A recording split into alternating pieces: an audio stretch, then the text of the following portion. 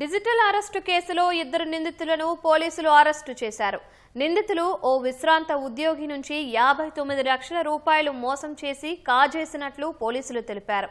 దీనికి సంబంధించి మరిన్ని వివరాలు మా ప్రతినిధి రమేష్ ను అడిగి తెలుసుకుందాం.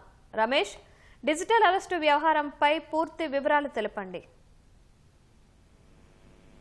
దేశవ్యాప్తంగా సైబర్ క్రైమ్ సంబంధించి కూడా రోజుకొక కొత్త రకం మోసాలతో కూడా నిందితులు మోసం చేసి బాధితుల నుంచి కూడా కోట్ల రూపాయలు కాజేసిన సంగతి తెలిసిందే. అయితే అదే తరహాలో హైదరాబాద్ చెందిన ఒక విశ్రాంతి ఉద్యోగి నుంచి ఏకంగా 59 లక్షలు డిజిటల్ అరెస్టు పేరుతో కూడా 59 లక్షలు కాజేసినట్లయితే హైదరాబాద్ సైబర్ క్రైమ్ పోలీసులకు ఫిర్యాదు రావడం జరిగింది. ఫిర్యాదు మేరకు పోలీసులు కేసు నమోదు చేసి దర్యాప్తు చేయడం జరిగింది. దీంట్లో ఇద్దరు నిందితులను ఇటు ఆంధ్రప్రదేశ్ సంబంధించి కాకినాడ ప్రాంత వాసులను ఇద్దరిని పోలీసులు అరెస్ట్ చేశామని చెప్పి కూడా కొద్దిసేపటి కింద ప్రకటించడం జరిగింది. మొత్తం వీళ్ళు దేశంలో వాళ్ళు కేసులకు సంబంధించి కూడా వీళ్ళు దీంట్లో పాత్ర ఉన్నట్లయితే అధికారులు గుర్తించడం జరిగింది. మొత్తం దేశవ్యాప్తంగా మొత్తం 65 సైబర్ క్రైమ్ లో కూడా వీళ్ళ పాత్ర ఉన్నట్లయితే ప్రస్తుతం అయితే అధికారులు అయితే గుర్తించడం జరిగింది. వారిని అదుపులో తీసుకొని విచారించగా కొన్ని కేసులకు సంబంధించిన ఆధారాలు కూడా లభించినట్లు కూడా అధికారులు అయితే వెల్లడించడం జరిగింది. ఇప్పటివరకు మొత్తం 15 కరెంట్ అకౌంట్లలో వీళ్ళు ఇద్దరు కూడా నిందితులు ఎవరైతే అరెస్ట్ చేయడం జరిగిందో వాళ్ళిద్దరు కూడా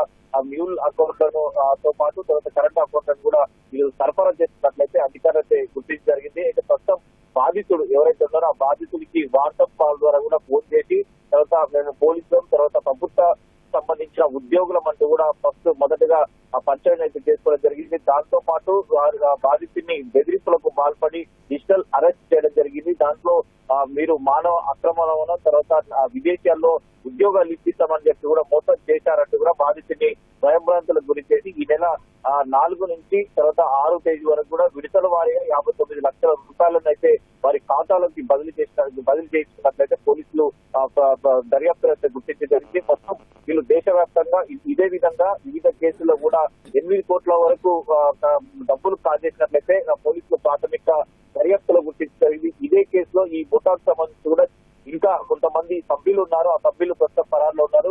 వారి కోసం కూడా ప్రస్తుతం అయితే గాలిస్తున్నామని చెప్పి కూడా అధికారులు అయితే ప్రస్తుతం అయితే వెళ్లించడం జరిగింది.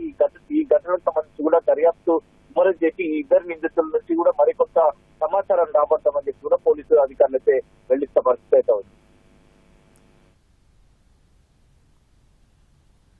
ధన్యవాదాలు రమేష్.